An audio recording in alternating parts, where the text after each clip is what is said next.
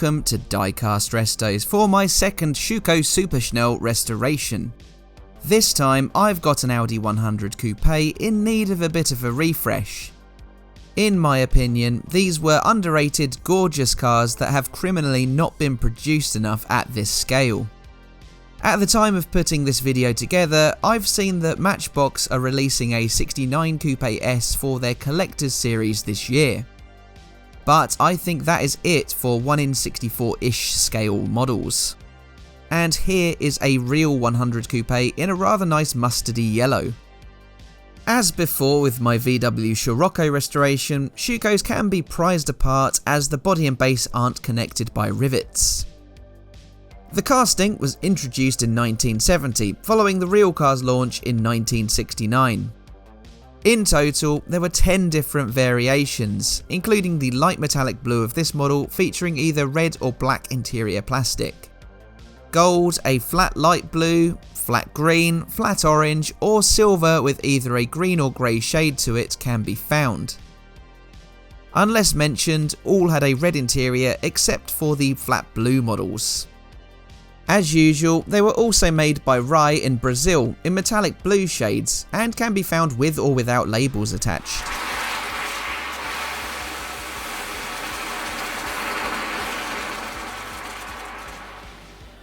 The Audi 100 Coupe, I think, is a sleek and stylish forgotten gem. It was first unveiled at the 1969 Frankfurt Motor Show and was Audi's entry into the world of sporty luxury coupes.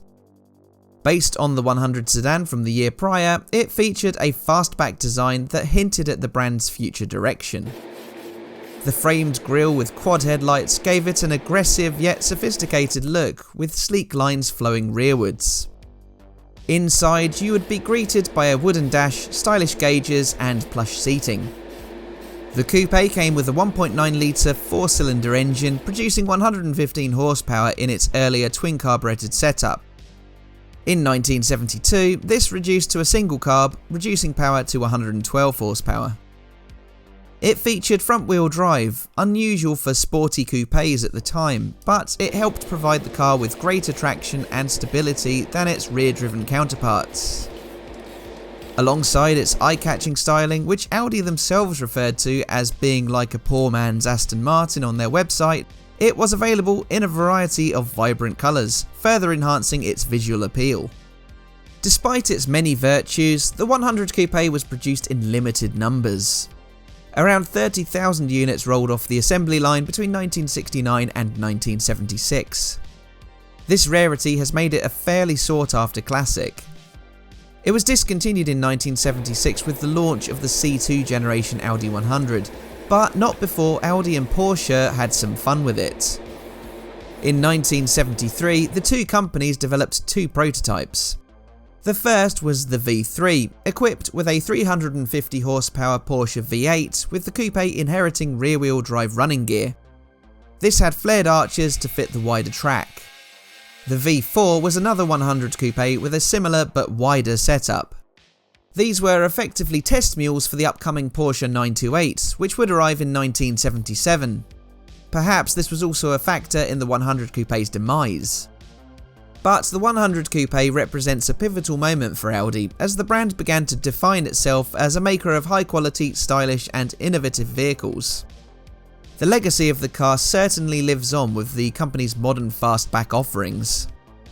Even as Audi themselves said, the styling takes a lot of cues from the William Townes designed 1967 Aston Martin DBS. That's no bad thing in my book. Another thing to note is that while the 100 sedan was available in North America, the coupe never made it across the Atlantic. It's a bit of a shame really in my eyes, though the smaller displacement of the 100 coupe against its contemporaries would likely have meant it wouldn't have been a terrific seller. But anyway, we're quickly approaching the end of this restoration. The finishing touches are some chrome for the period-styled wheel hubs. I really like the design of these on Schuco's Super Schnell models. Before I fully reassemble the model, I connect each of the doors to the dashboard piece. While it is a speedy little project, it doesn't mean that these Schucos aren't short on parts. They are superbly made and very well detailed. They have been a treat to work on, so far. The speed of the build is thanks in part to the lack of drilling and tapping of any rivet posts. Why can't all builds be this easy? The only real problems I can think of is the difficulty of replacing any axles or wheel hubs. If anyone knows an easy way to swap out those wheel hubs, please let me know. So here then was my slightly untidy Schuco Audi 100 Coupe. I mostly took on this restoration as I just love the styling of the real car. Even in base spec they still look good to me. The paint on this model had thinned out and bare metal was exposed on the roof. The chrome on the wheel hubs had faded pretty significantly, while the metal base was equally as dull and tarnished. So I've revived this one in a slightly lighter metallic blue, and here is how it now looks. I'm very keen on this anodized aluminium sky blue shade, though being a polycarbonate spray it does come out looking a bit flat, even after several clear coats. The windscreen is a bit clearer after a wash and a polish, with the interior a little less dusty too. The chrome hubs look good as new again, and the metal base has come on leaps and bounds after a polish with autosol. That front grille looks vastly better now, but what do you think of it? Do you like the model, the real car, or both? Let me know down below. Give the video a like if you enjoyed it, and make sure you're subscribed for all of my latest content. I'm sure there'll be more Super Schnell Schucos shortly. Tongue twisters aside, they are just nice builds based on more uncommon vehicles, and if you like them, I'll keep bringing them to you.